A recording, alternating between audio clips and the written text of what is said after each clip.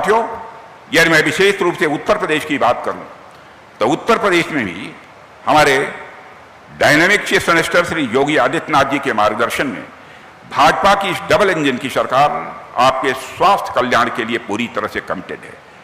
केंद्र सरकार की योजनाओं को तो प्रभावी तरीके से मुख्यमंत्री श्री योगी आदित्यनाथ जी ने लागू किया है, लेकिन राज्य सरकार की भी योजनाओं को प्रभावी तरीके से उन्होंने लागू किया है।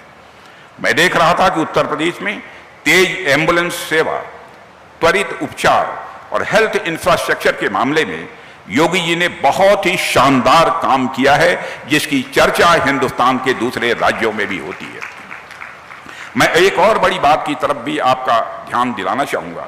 आप में से कई लोगों को याद होगा कि 2017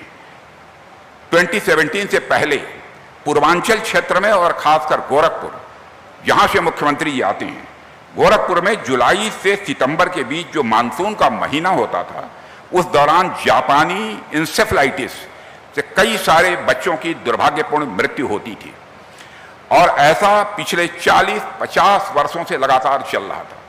सभी सरकारों ने इस नीयत का खेल इसे नीयत का खेल मान लिया था। सारी जो भी सरकारें आई कि यह चलेगा, यह रुक नहीं सकता है। सरकारें यह मानकर चल रही थी कि हर साल मानसून आएगा, 1000, 1500, 2000 बच्चे दुर्भाग्य तरीके से काल के गाल में समा जाएंगे, यह लोगों ने मान रखा था। 2017 में जब उत्तर प्रदेश में भाजपा की डबल इंजन की सरकार बनी, उसके अगले कुछ सालों में पूरी तस्वीर ही पलट गई और प्रदेश के माननीय मुख्यमंत्री श्री योगी आदित्यनाथ जी ने यह प्रण ले लिया कि अब वह इस भयानक रोग पर लगाम लगाकर ही रहेंगे और उत्तर प्रदेश की भाजपा सरकार ने उत्तर युद्ध स्तर पर काम करना प्रारंभ किया। और मुझे बताया गया कि खुद योगी जी हर लेवल पर मॉनिटरिंग उसकी कर रहे थे। और आज मुझे आपको बताते हुए बेहद प्रसन्नता हो रही है कि सिर्फ पूर्वांचल ही नहीं बल्कि पूरे उत्तर प्रदेश में जापानीज इंसेफ्लाइटिस से मरने वाले बच्चों की संख्या अब 9 के बराबर रह गई है।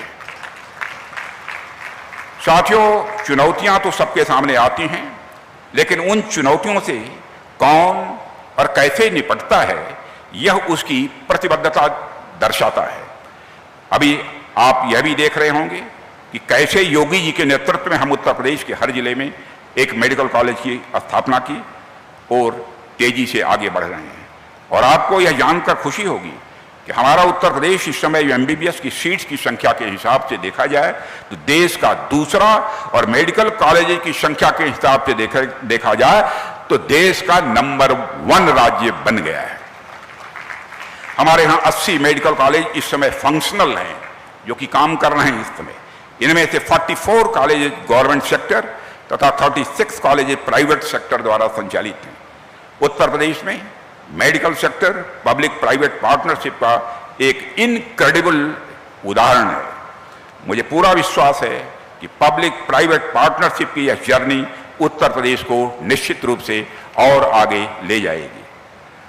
साथियों, डबल इंजन की सरकार आपके लिए पूरी तरह से कमिटेड है और मैं आप सबको विश्वास दिलाता हूं कि केंद्र में माननीय प्रधानमंत्री जी के नेतृत्व में और उत्तर प्रदेश में माननीय मुख्यमंत्री श्री योगी आदित्यनाथ जी के नेतृत्व में हमारी सरकार निरंतर आपके लिए हर दृष्टि से लगातार प्रयास करती ही रहेगी।